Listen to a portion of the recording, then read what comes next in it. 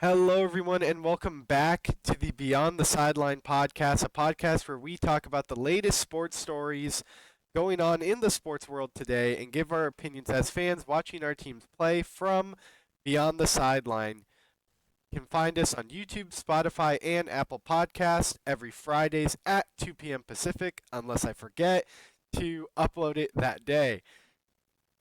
So, Jake, there is a lot to talk about in terms of injuries. I think it's best to start with your Yankees.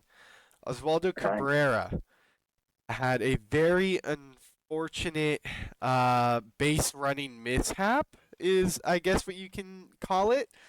He's running home, and it looked like his leg under him, his ankle, got caught up in the dirt. And for those who haven't seen the video, we're not going to show it on the podcast, but just know his ankle went like this.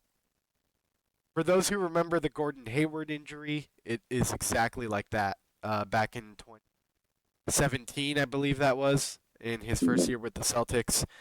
Um, Deemed as a left ankle fracture. Um, Greg Joyce of the New York Post just came out with a quote 15 minutes ago, or 20 minutes ago now. Quote says Waldo Cabrera saw a doctor back in New York this morning and is going for an MRI, but is scheduled to see a few more to get multiple opinions on his ankle or any potential surgery.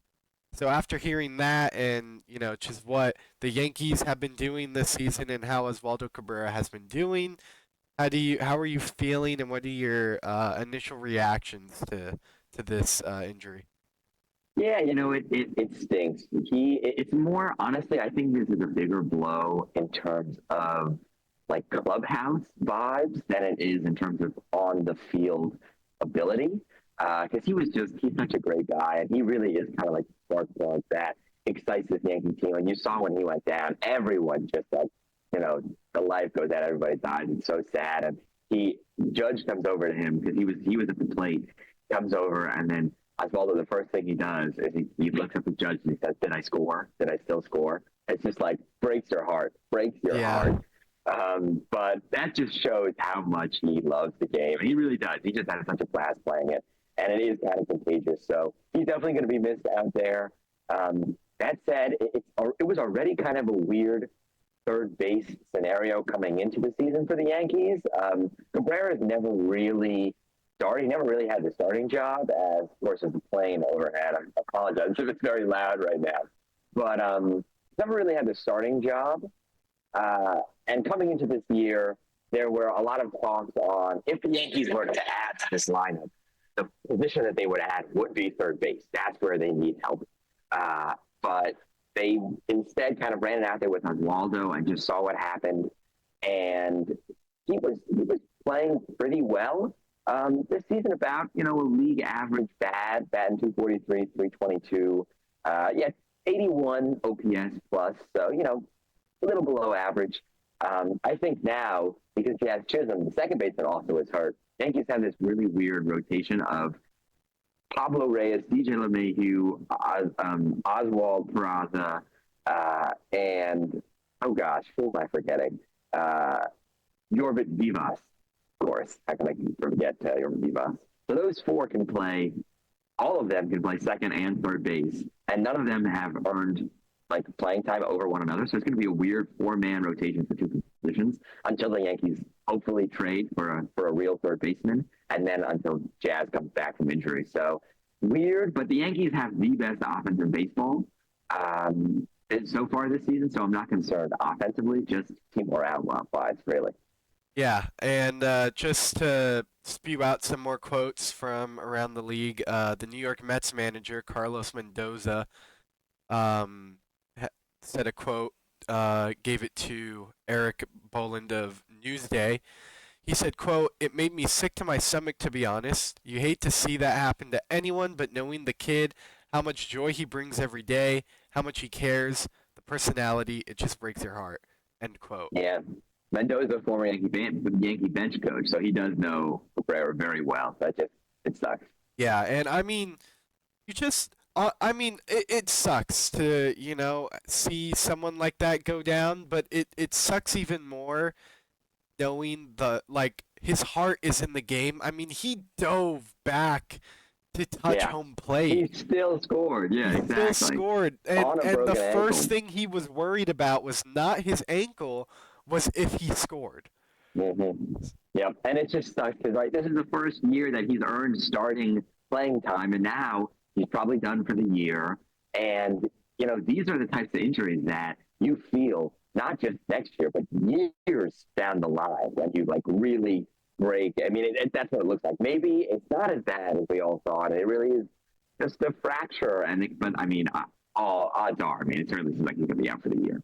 Yeah. Just to list his stats, what the Yankees will be losing with him: a 2.43 ERA through 107 at bats this season, 17 runs, 11 RBIs, 322 OBP, 308 slugging, 631 OPS. So pretty decent guy that you're losing. He will be missed. He will be missed. He will be very missed in the Yankees clubhouse, but we transition over to another injury that occurred in a different sport, the NBA. Jayson Tatum in game 4 of the second round of the Eastern Conference playoffs against the Knicks. Jayson Tatum was sort of stepping through to get to the ball, and on that step through, his Achilles popped. It was clear as day. He actually just had surgery not too long ago. He posted on his Instagram.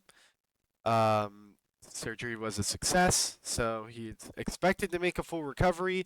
That recovery in the sports world, probably 6 months, no longer than 8 if, he has some setbacks. So realistically, the earliest he can probably come back is December. Um, so probably about a third of the way through the NBA season. So the Celtics are definitely going to miss him in that time, but they're really going to miss him now as they find themselves down 3-1 in the second round of the playoffs against the Knicks. Yeah, I mean, what a huge blow. I will say, they were still they were still down 9 points. I feel like a lot of people were like, oh well, if Peyton was healthy, then if the Celtics win the series, that's the turning point. But I think we need to slow down a little bit with that because they were still down by 9 points with 3 minutes to go. Yeah. It was still going to be in games that he played, they were still down 3-1. So I think it's not quite his injury being the only reason the Celtics are going to lose the series. That said, it's still just a massive blow, and I think this one really could have gone to 6 or 7 still. Now, I don't know. How do you? I mean, as a team, how do you kind of regroup after losing your guy like that? I think it's got to be really hard, and just it completely shakes up the entire future of this Celtics team because, right, best case scenario, he might miss a third of the year next year, but odds are he probably misses more like 2/3, if not maybe even the whole season. If they really want to try and slow play it, because again, these are the types of injuries that change a player's career. Like we've Yeah. seen most of the guys with an injury like this never kind of rise to the occasion, never rise to the type of person who they were before their injury, which sucks. It's just bad for the game of basketball. It really is. And to happen to someone so relatively young too. I mean, Yeah. this is Derrick Rose-esque. I think that's probably the closest that this can be, which again is just awful for basketball and all for Tatum and all for the Celtics. But now it's like it's a total franchise-changing move because next year is Kristaps Porzingis his last year as a Celtic. Probably he's going to be a free agent in 2026. And then Al Horford's done after this year, most likely. Drew Holiday's looked, aged. This might be his last year at the peak of his powers. Like they're going to be, and now if you don't, now if the next time you get full strength Jayson Tatum is 2 years from now. It could be a completely different team around him. And it's just wild because even going into the game where he got hurt, when you're down 2-1, they were still the favorites to win that series and probably win it all. And for it to change like that, right, from going to, you're still the favorites to maybe even win it all this year and go back to back and be the team to beat still, to who knows if they're going to be competing next year, and who knows what their team's going to look like in a couple of years. I mean, it's sports. It's crazy, and it stinks for Boston. Yeah, and I mean, you took the words right out of my mouth with, him being so young. I mean, the players that come to mind who's had an Achilles tear, Kobe Bryant. That's the first one Mhm. that comes to mind. He was in his mid to late 30s when it happened. Kevin Durant, he ruptured his Achilles back in the 2019 finals. He was in his early to mid 30s. Klay Thompson, he had his Achilles tear in while he was rehabbing his ACL tear in the after the 2019 finals. So you think these kind of injuries happen in sports in your 30s. Yeah, Already once you're kind of at the peak of your career, you're sort of leaving your prime. Not saying Kevin Durant still isn't in his prime. Obviously, Kevin Durant isn't the beast he used to be in OKC. But yeah, to see something like this happen to Jayson Tatum, who's only what, 28, 27? yeah, 28, I think. Yeah, something like Yeah, that. I mean, Crazy. yeah, like you said, I mean, it's very comparable to Derrick Rose's ACL tear, and that happened to him when he was what, 22, Something like 21? that. He was very young. Uh, do I think it's going to be as impactful as Derrick Rose's? Probably not, because I think it's because Derrick Rose was so young, it impacted him way more, and he was way more of an athletic guy. Jason Tatum is Yeah, more of a spot up kind of. He's not going in with a layup package every game like Derrick Rose was.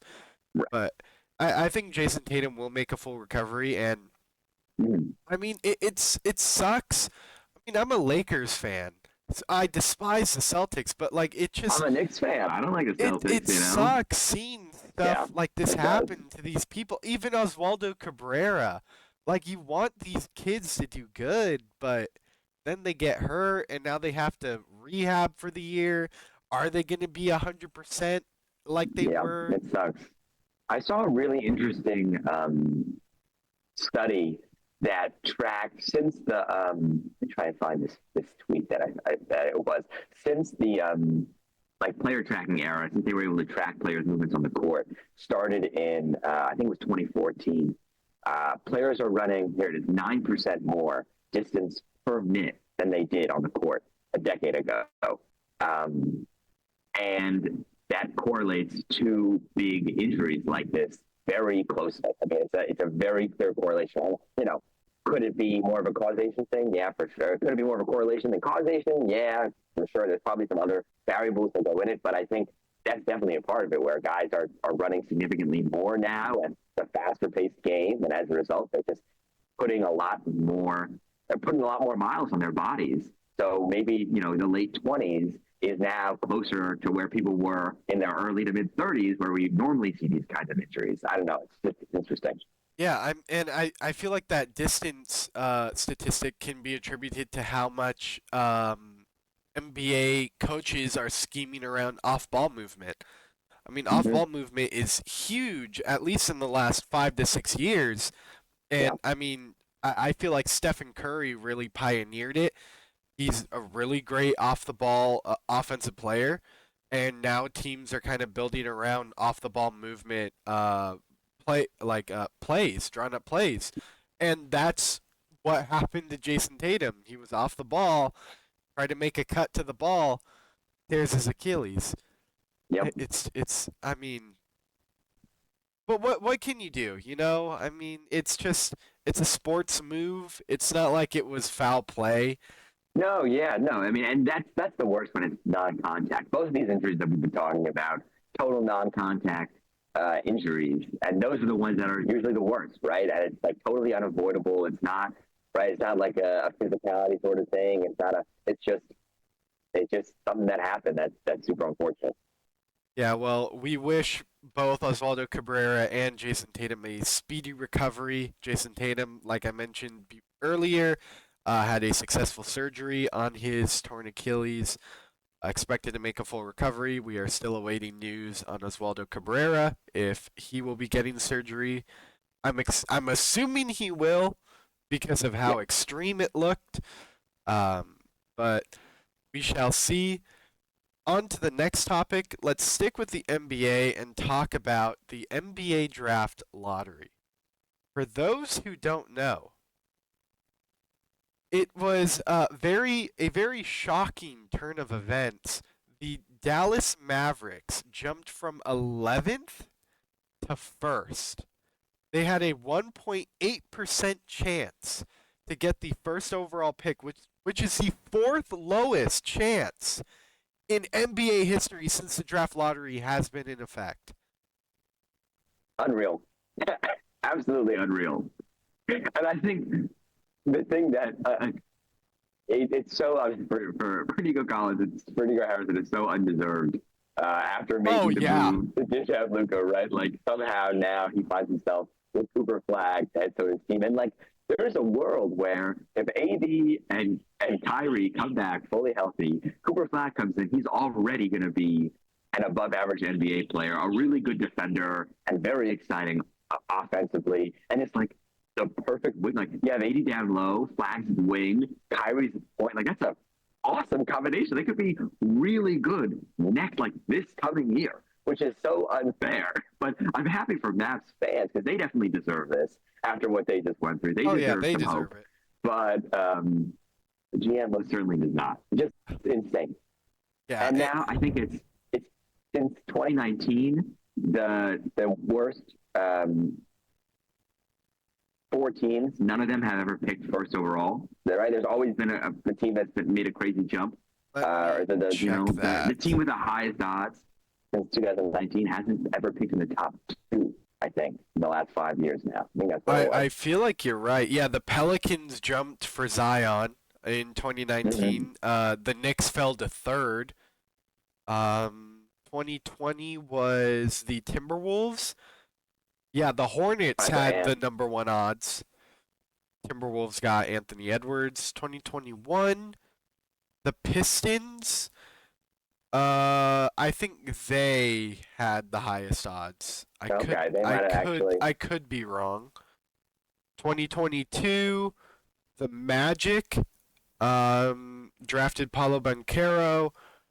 I think the Thunder had the best odds, or the Rockets in that draft.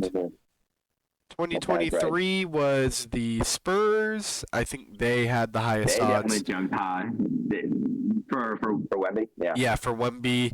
And in 2024, the Hawks had the first pick. I think the Wizards were meant to be first in that one. They jumped pretty significantly, if I remember. Yeah, they did. The Hawks always seem to jump. I think they jumped in 2019. Yeah, they might have. It's crazy. I mean, for the Wizard fans and Charlotte fans and Jazz fans, Spurs fans. Well, hey, the Spurs are the second biggest. They might be the biggest winners of this whole thing, going all the way up to 2. I mean, I have watched a ton of Dylan Harper and Ace Bailey. I've watched basically every minute of their college careers because I am a giant Rutgers fan, and I think Dylan Harper is, if in any other year, he's your number 1 overall pick in a non-Cooper Flag, super prospect year. Dylan Harper is so hyped up, and for the Spurs to get him, or for them to be able to then use that pick to trade for someone big, they might have been the biggest winners of the draft. Yeah, and I honestly thought the Spurs were going to get the first pick. Everyone was hyping it up to be Cooper Flag to the Spurs. But yeah, so the top 14 is Dallas, San Antonio, Philadelphia, Charlotte, Utah, Washington, New Orleans, Brooklyn, Toronto, Houston, Portland, Chicago, Atlanta, and San Antonio again. So San Antonio has the second pick and the last pick in the lottery, the 14th pick. Crazy. Yeah, so and in the latest mock draft, which came out yesterday, obviously Cooper Flagg to the Mavericks, and Mhm. Dylan Harper is projected to go number 2 to the Spurs. Yeah.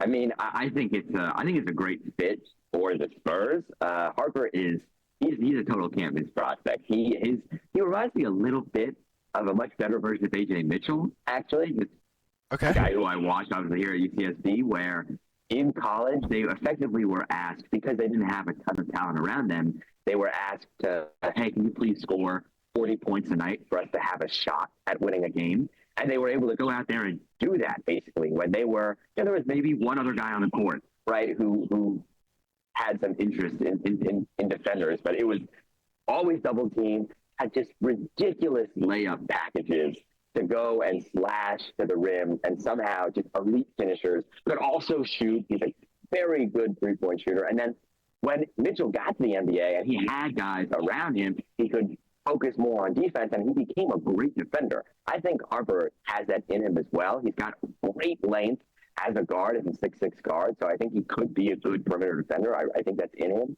But at his core, he's just like an elite guard, finisher, slasher, scorer. He's going to be exciting to watch. Yeah, his pro comparison right now, according to NBA.com, is Cade Cunningham and Jalen Brunson. Okay, yeah. Not too So, bad. Not yeah, too bad. yeah, the 6'6" size, 39% catch and shoot rate. He can initiate offense, put pressure on the rim, create opportunities. He's just overall, just Yeah, he's not only a playmaker, he can slash, he can shoot.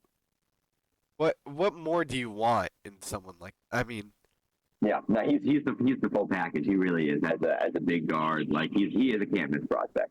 and then to pair him now with De'Aaron Fox and Victor Yeah, Wembanyama.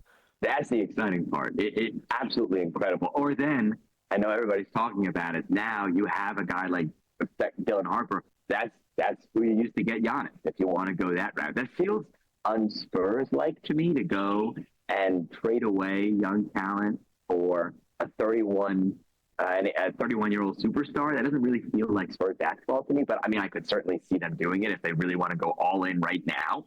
And Giannis genuinely does want out, which it seems like he does. But I think they can't go wrong if they do that, or if they stick with Harper, because he's going to be good immediately.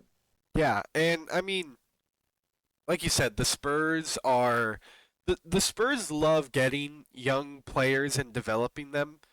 The only Yeah. time they ever really get older guys, besides like Chris, is through free agency sometimes, just like Chris Mm-hmm. Paul, um, or they go out and get slightly older but still relatively young international stars. When they got Manu, Tony Parker. Manu was what? He was probably like 22, 23, 24, around there Something when like he that. came into the league. Tony Parker was like 20 or so. So a bit older of a rookie, but still relatively young in NBA terms. But yeah, it would be kind of weird for them to trade away a guy like Dylan Harper. Well, I mean, it would effectively probably just be the second overall pick, but Yeah. the Bucks are going to pick Dylan Harper. Right. For Giannis, I get it's a win now, but at the same time, the Spurs, not only do they love young talent, they love international talent. Mm-hmm. Manu, Tony Parker, Victor Wembanyama. So Yeah. it wouldn't be shocking if they traded for Mm-hmm. Giannis. Yeah. But I feel like it's just too enticing. If you know you can pair Harper and Wemby, and you still have Fox for years to come, and just build. And then it's also it's cheap, right? Like so much. Obviously, Harper would be way cheaper than Giannis, and then you can use that money that you saved over the next 4 years when it's on his rookie contract to go out and supplement with some older vets out of free agency who can make a big difference for you. Yeah, and I also think now, because the Spurs, like, there were vets who wanted to go to the Spurs because they wanted to play under head coach Greg Popovich. But now that he's stepping down, and taking a back seat in a front office role. I mean, are do the Spurs still have the same charm without him on the court? I wonder. I mean, I think that's definitely a good question. I still feel like that franchise has a different air to it than some of these others. It just kind of is in a different. It's just at a different level where I think I don't know. It's like the Heat kind of where it's just like they have a winning formula most of the time. Professional, like they know how to get things done. They have a degree of winning, even without Popovich. Like the fact that he's still in the building, even though he's not on the court, I think helps too. So maybe not they're not the number one destination, but I think they're still up there, especially because you have a guy like Wemby. Yeah, and just want to mention your other Rutgers guy, Ace Of course. Bailey, is projected to go 4 to the Charlotte Hornets. His Yeah, pro I think comp it. is Brandon Miller, Michael Porter Jr., Rashad Lewis. Yeah, I think it's interesting between because Trey Johnson, DJ Edgecombe, and Ace Bailey are kind of all neck and neck for who's 3, 4, 5. Those seem like the next tier. There's a tier one is Cooper Flag by himself. Harper is all the way by himself, and those three guys are similar. I think for me, Ace Bailey definitely has the highest ceiling out of those three prospects, out of Edgecombe and Johnson. I think he's definitely got the highest ceiling, but he also might have the lowest floor. He's just kind of a freak where he takes bad shot after bad shot and makes all of them. It makes no sense. He uses his crazy height and athleticism, and he's a sharpshooter, and he's just a shot maker. Like at the end of the day, I think he's definitely limited on defense. He's gonna have to be really coached up there. I think that's the weakest part of his game. He got better throughout the year, offensive rebounding and whatnot, but he struggled on the boards on the defensive side for a lot of this year. But offensively, he's I mean, completely electric, and he could be a star, and it would not surprise me at all because he does have, especially offensively, the highest ceiling out of almost anyone in the draft. Yeah. All right, well, let's stick with NBA, but let's move over to the playoffs. I want to just talk a little bit about that. So far, the Thunder have taken a 3-2 lead over the Nuggets after a a very late fourth quarter breakdown by the Denver Nuggets. That series, I didn't think it was going to be as good as it is right now. I really thought the Thunder were going to win in 5, but it has been a very back and forth series. The Nuggets went up 2-1. The Thunder tied. Now they're up 3-2. I mean, it's honestly it's been fun.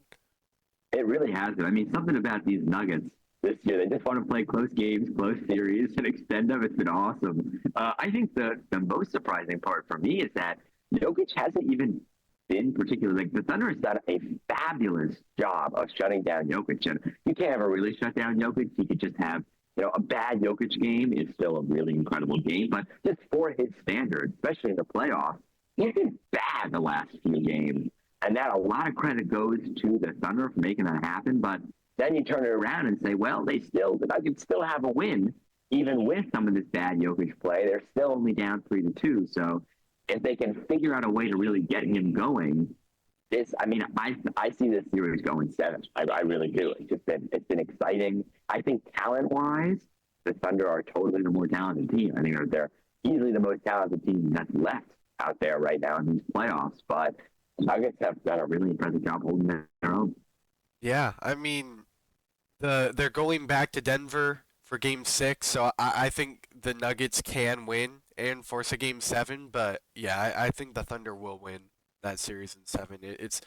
I mean, Denver is a very hard court to win at. Um, Mhm. it's very loud. It's a hard arena to play in if you're the visiting team. But the same goes for Oklahoma City. Their fans are vibrant, they're loud, enthusiastic. I mean, rightfully so because their team is also young, loud, and enthusiastic. So Yeah. it meshes well. Yeah, that has been a really great series, and like you said, Nikola Jokic hasn't been the best. I mean, he's still Jokic. He's gonna put up Yeah. Jokic numbers, but he's not out there like he was last season and putting up like 40, 10, and 10 every playoff game. he's he's putting up like 25, 10, and 10 now. Right, right. And again, it's still amazing for anyone not named Jokic, but he is Jokic. So Yeah. you want, I think, if they want to win this series, obviously the others have to step up as well. Like you need, the Russell Westbrook crazy meter to fall on good for a game and have him give you a good Russell Westbrook game. And Jamal Murray and Aaron Gordon have to do their thing and be efficient enough. But when it comes down to it, Jokic needs to have one of his absolutely crazy games if the Nuggets really do want a chance to take down a really good Thunder team. Yeah, I agree. Sticking with the West, let's go to the other series. The Timberwolves take a commanding 3-1 lead over the Golden State Warriors. And I bandwagoned to the Warriors after the Lakers went out, and now they're down 3-1. So I'm a bit upset, but I shall bandwagon again. Let's go Timberwolves. Um, yeah, I mean the Warriors being down 3-1 isn't that surprising, knowing that they're without Curry. Yeah. They've done stuff without Curry before, but it just seems like the Timberwolves are just a little too much for a Curryless Warriors team. Like Jimmy Butler, Buddy Hield, and Draymond can't do it all. They really need Yeah. Curry against the Timberwolves.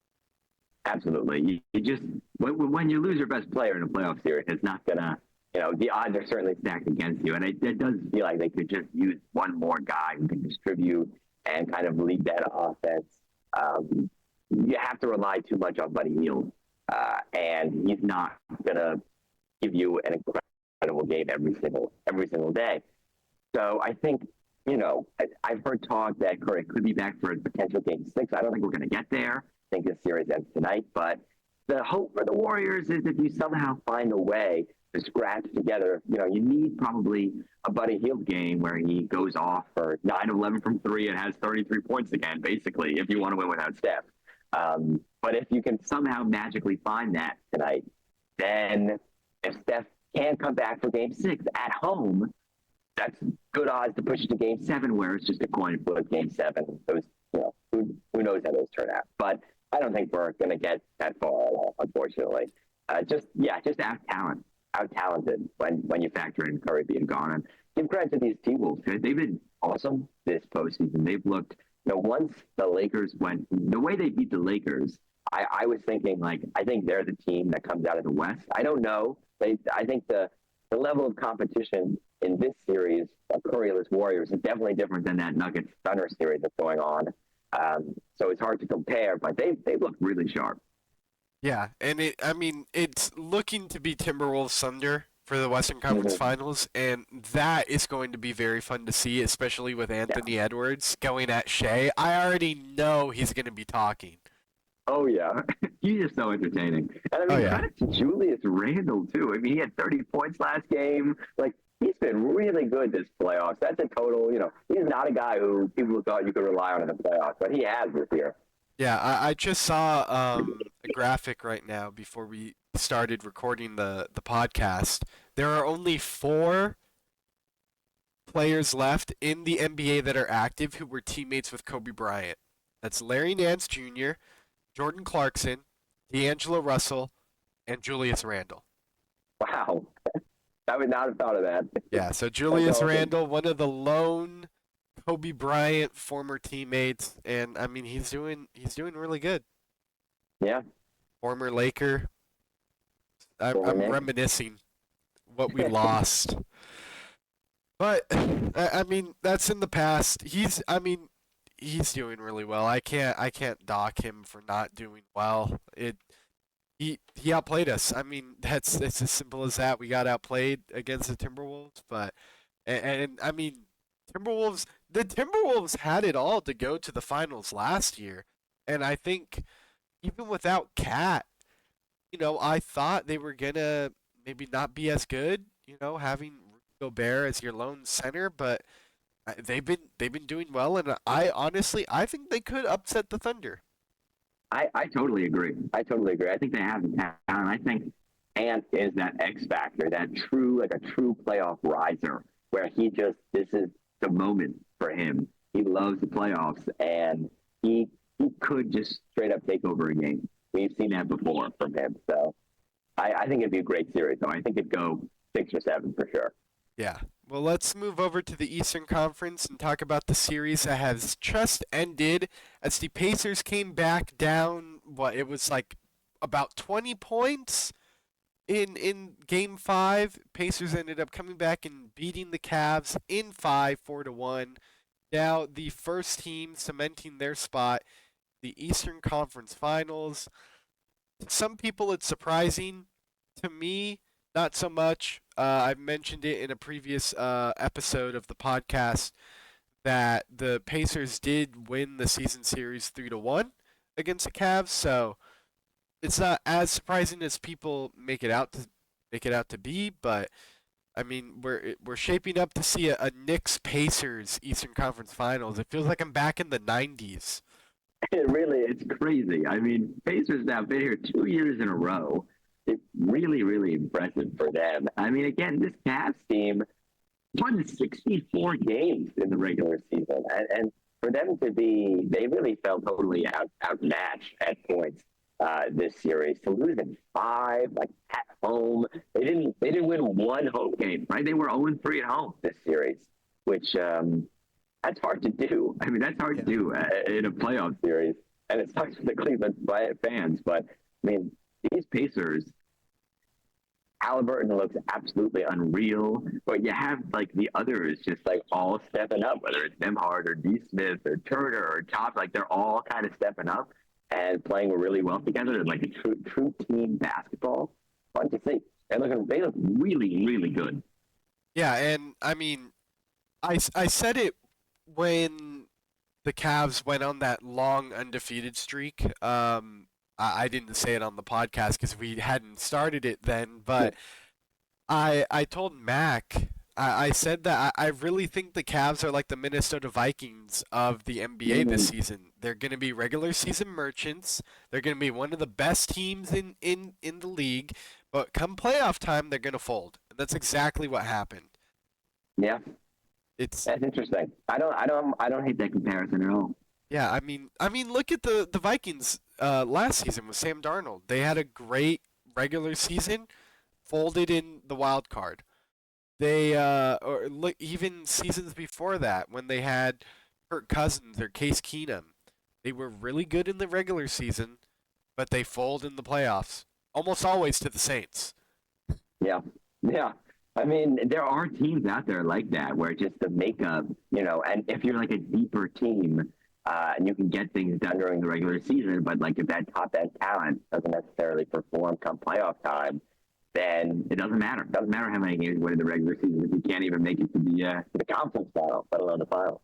Yeah, exactly. Let's talk about the final series now. We already talked about it a little bit, so we don't have to stay on it too much. But the Knicks are up 3-1 against the Boston Celtics. They actually played today. At the time of that we are recording this, it is 1:45, so they'll be playing in roughly 3.5-ish Mm-hmm. hours. The game time is at 4, but tip off is usually about 15 minutes after that. So what we think the Knicks are going to close it out here in 5? I think so. I think just the morale aspect of it all, like it's hard from the Celtics to kind of regroup, and you have to play a totally different style of basketball out there without your best player on the court. Like it's a very different game out there. I think everything's clicking right now for the Knicks. I mean, it's funny. In the 3 games that they've won this series, they had at points in those games, the Celtics had a 99% chance to win, a 98% chance to win, and a 90% chance win probability at certain points in those 3 games. And of course, the Knicks won all 3 of them. But I think there is something to the fact that they are the clutchest team in basketball right now, led by the clutchest player in basketball, the clutchest player all year. I mean, obviously, Brunson's been ridiculous. He just loves taking over fourth quarters. Mikal Bridges has more. He has the same amount of fourth quarter points this series as first, second, and third quarter points combined, which is wild. But it's just kind of the makeup of this team is like gritty defense and then really great timely scoring. It's fun to watch. It's hard to beat.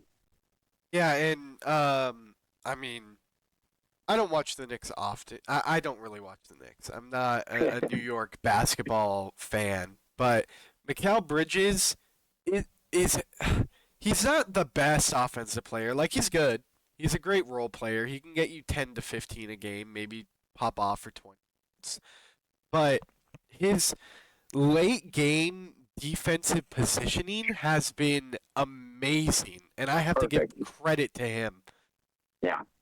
Yeah. And I mean, yesterday, last game in the fourth quarter, he was just one like mid range after another, like fade away, like falling, running, just mid range after mid range. That he just stunk. Like it was like 5 or 6 in a row. That was just like, oh my God. Like you're right. You don't see that kind of offense from him a whole lot of the time. Normally he hangs that on that incredible defense, but he was doing both. It was pretty wild. Yeah, and I mean, I talked to Mac about this immediately after, was it immediately after, or it was probably the day after Game 4 when Mikal Bridges got the game-winning stop on Jayson Tatum when he ran to the corner. I think he asked me, why would Jayson Tatum throw it away? Mikal was right there. But I mean, when you watch it back. Jayson Tatum, I don't think he didn't know Mikal Bridges was coming up on him on the side. He knew, I think it was OG Anunoby was on his backside, so he knew, okay, I can probably dish it out to the front, get it to the top of the key, they can get a shot up. But Mikal Bridges came out of nowhere, jumped up, got the steal as it happened. So I mean that, and that's the reason. I mean, I coached basketball for 3 years. I played basketball for I think like 5 or 6. We not only do we always tell our players, but I was always told never run into the corner. And Jason Yeah. Tatum beelined it to the corner. Yep. It's literally middle school basketball, and I mean, that's just wild to me. That's literally the reason why you don't do that. Yep. Yep. And the Knicks made him pay. The Cavaliers and the Knicks absolutely made him pay. And now 3-1 lead, they got to be feeling really, really, really good. Oh yeah, I know Knicks. I mean, New York is gonna be pandemonium. Yeah, Yeah. and what Game 5? No, Game 5 is not in MSG, but No. Yeah, maybe fans game will six. still be there. Oh, yeah. Oh, yeah. That'll be pumped up. Let's move over to I we have not talked about this sport on the podcast. I want to talk about college softball because our Gauchos softball team had a literal championship run for the ages. They played what, Unreal. 7 or 8 games in like 5 or 6 days? 7 games in 4 days. That is crazy. And It's they won it all. unbelievable. They won the conference championship. Yeah. Yeah. So it was a doubleheader on Wednesday, and then one game on Thursday, doubleheader Friday, doubleheader Saturday. And they lose game one on Wednesday to UC San Diego. And then they fall down to the losers bracket. And then the only way that they can win it all is if they win 6 straight elimination games. And they go ahead and do that. It's absolutely unbelievable. I mean, and they did so for the most part in dominating fashion. The last game was 7-5, relatively close, but they were up big early in that game. I mean, it wasn't really that close. Just everything went right. It was absolutely unbelievable. Yeah, and I mean, honestly, it was set up well for them. The UC San Diego game, the first one, to send them to the losers bracket was very unfortunate. I think they were still just kind of getting the hang of everything in a conference championship setting. But yeah, I mean they went up against Long Beach State in their first elimination game. Their second in a doubleheader for that day, and they won with flying colors. They beat Long Beach already in the season, and then you go to who was the next team they played? Was it Fullerton? Number one Yep, Fullerton. number one Number Fullerton. 5 Hawaii upsets number 1 Fullerton. But then I was looking at that and I go, I like this because we swept them earlier in the year. Yep, Then we go on to play UC San Diego in the rematch. We got them. We got take our care we of got our business. get back. We go on to play Hawaii. Now, that was the game I was scared of I think the before going to the championship because we had lost the series to them just a few weeks prior, but still did really well. We beat them, we won. Now you go to the championship against CSUN, who we lost the series to just a week prior. You have to win back to back. If CSUN wins that first Unreal. game, they win it all. They go out, win game one after I think they were down early. I think they were down like three They were. nothing in the second. Yeah, yeah. They were down. Let me see. Yeah, down 2 runs, and then they came all the way back with a couple, 3 runs in the third, 3 runs in the fourth.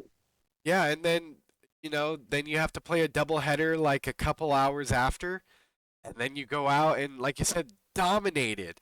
I think they started the game out with a 3-run home run, or they got 3 runs in, Yep, something of the yep. sort.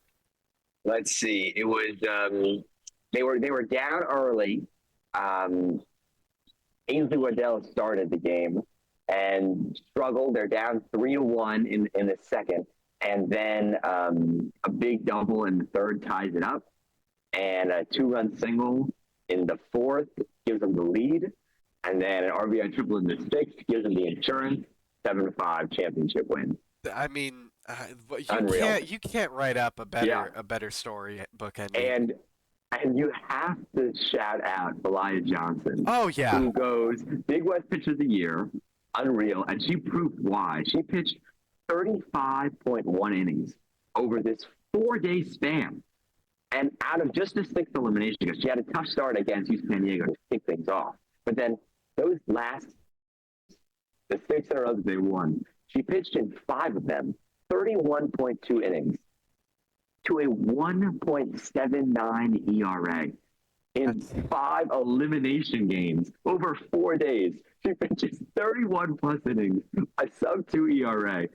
Absolutely unbelievable. Absolutely unbelievable. And then my other shout out, that Hawaii game that you were scared of, I actually like what the Gauchos did because they had Ainsley Waddell start, who really didn't get a lot of pitching at all in the regular season.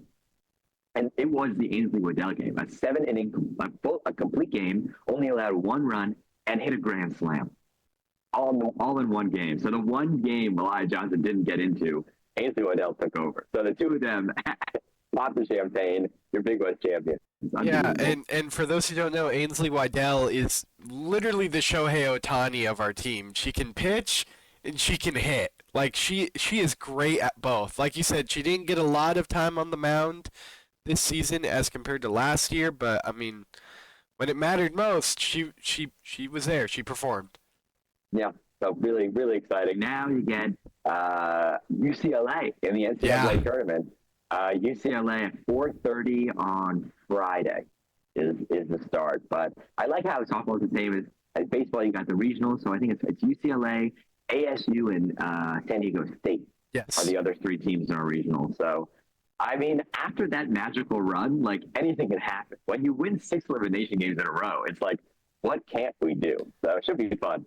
Yeah, and I mean, same thing with the conference tournament. You have the losers bracket, and obviously same with NCAA baseball. You have the losers bracket. So if UCSB loses to UCLA, they're gonna have to go on that losers bracket run. Which I mean, it can happen, but ASU, San Diego State, and UCLA is much tougher competition Yeah. than Cal State Fullerton, CSUN, Hawaii, and the rest.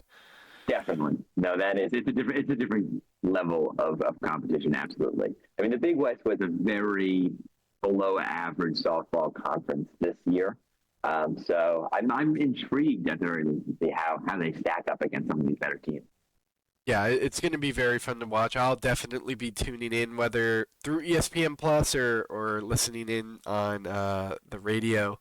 But we shall see how our Gauchos do in the softball regionals in Los Angeles, in Elwood, California, I believe is where UCLA is located. We wish them the best. Go Gauchos. But sticking with Diamond Sports, let's move over to baseball. Gaucho baseball is winding down on the year. Their final home series and final season series of the regular season starts tomorrow against as they host Cal State Bakersfield, the Roadrunners. The Gauchos are in a kind of interesting position. They're not the best in the conference, but I mean, it looks like they're gonna get into the conference tournament. But they just So haven't yeah, been that, you know, all that. mm, they have to win 2 games because they lost the series to Long Beach State, who's 15-15. They're done in Big West play already this year. They've gotten to 15 wins. So if the Gauchos lose 1 out of 2, and interestingly enough, Hawaii and UC San Diego, who are 5-6 right now, play each other. So that's good for the Gauchos because that means one of those teams is going to lose the series. So as long as the Gauchos win 2 games, that means they get to 16 wins. They're past Long Beach State, and then only one of Hawaii and UC San Diego can get to 2 wins. So the Gauchos are guaranteed to be finishing in that top 5. But if they don't, if they lose 2 out of 3, they are guaranteed to be out because they would lose a tiebreaker to Long Beach State, and then Hawaii and UC San Diego, one of them would have to win the series, and then they would jump us. So it's crazy, Angel, that it's come down to the very last weekend of the series for a team that was ranked in the top 15 earlier this year, who hosted a regional last year, who has a first round, top half of the first round MLB draft prospect heading their rotation. It's a bit of a disappointing year. That said, they've won 5 in a row, so this is the time to heat up. Take care of business against Bakersfield. They're back on the bubble, which is huge. They're still, that next 4 out, but take care of business against Bakersfield. Maybe win a game or 2 against a Cal Poly or UC Irvine in the Big West tournament, and that could be enough to get you an at-large bid where you should be back in the NCAA tournament. Yeah, and I think last time I checked, UCSB was 58th in RPI. They're top Yeah, 60, they're around there. So, you want to be in that kind of 50s. High 50s is kind of where you want to be. But, I mean, next 4 out isn't bad. That means you're right on the cusp of a last 4 in. yeah, Way better than a first 4 out. Because at least you have a chance at sneaking in. Even though you're projected a next 4 out, doesn't mean you're going to be. You can be a last 4 in, you can be a first 4 in. You just want to be on that bubble, but like you said, I mean, they dug themselves into this hole. They were yep. doing great in the first, I want to say maybe 10 to 20 games of the Yeah, season. they were 15-2 to start the year. Yeah, and Crazy. then they went on a Angels-esque losing streak.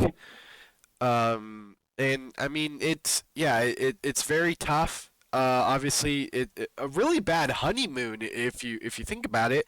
Went from hosting regionals to now, on the cusp of not making it to the conference tournament, and then you Yeah, have to solely crazy. rely on the selection committee. Where if you get into the conference tournament, like you said, maybe win a game against Cal Poly, try to make a bit of a run. The committee will see that. You can probably get voted in, but I mean, all of this is speculation now, and all eyes are on the Gauchos here. You got to win 2, and this is the best team to do it against because they are one of the worst teams in the conference. Yeah, 8-19, the 10th place out of the 11 Big West teams in Bakersfield. It has to be a sweep. If they want a chance to be an at-large team, you have to sweep because even one loss, even if you win 2 out of 3 this weekend, I think that RPI goes down. If you lose one game to a team as bad as Bakersfield, so I think sweep. Maybe you crawl up to 55 in RPI, and you still have that top end talent that I think the committee would look at in a positive light, and maybe give you the edge over some other teams. And you have the pedigree, but yeah, you take care of business, sweep this weekend, and then we can start daydreaming about a Big West championship run, or at least getting into the NCAA tournament. Yeah, and I think, like I said, this is the team to do it against, and now is a really good time because the Gauchos have been on a bit of a tear. They upset number 20, formerly number 25 USC. They are now out of the top 5 altogether. They swept LMU in flying colors. They had Yeah, a mercy rule in the yeah, final game of the series where we won 17-5. outscored them, what, 32-13, I think, this Something like series, that, something yeah. crazy like that. It was, I Not mean, bad. yeah, I mean, better late than never to turn it up, but you Yeah. wish they would have, found their groove 20 games earlier. Yep. But even after that Cal Poly series, if you win, if you take 2 out of 3 against UC San Diego instead of losing 2 out of 3, this team is in the NCAA tournament Yeah. right now. I think they would be a last four in. I think that one loss to UC, I think losing a series to UCSD totally flips things, and that's so frustrating because even with all the early struggles, if you just take out that one series, they've been pretty good the second half of this season. It's just really frustrating. Yeah, I mean, you can say that about a couple of the series, like Long Yeah, Beach State, Hawaii. definitely. Yeah, You can like very big chalk flop. up Fullerton. Fullerton is a great Yeah. program, so I mean that one you can kind of just move on about. You can argue you could have won, but you're not mulling that one over as much. But yeah, it's Gauchos put themselves in a really tough situation, and if they want to get to the tournament, gotta win. It's simple Yep, as that. absolutely. And with that, I think that is going to be all for us today for episode 12 of Beyond the Sideline.